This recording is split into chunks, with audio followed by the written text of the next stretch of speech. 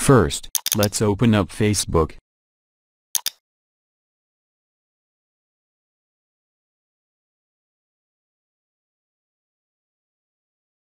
Go to the profile page of the person you want to block.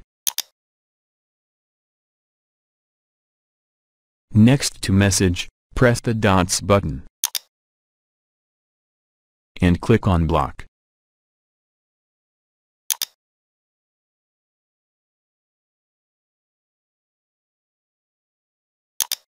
How to unblock.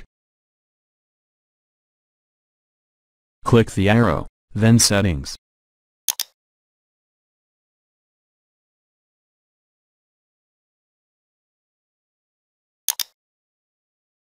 On the left, click on blocking.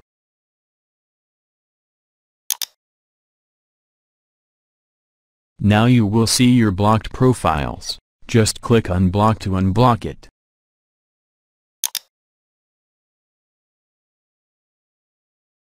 All done. Please subscribe.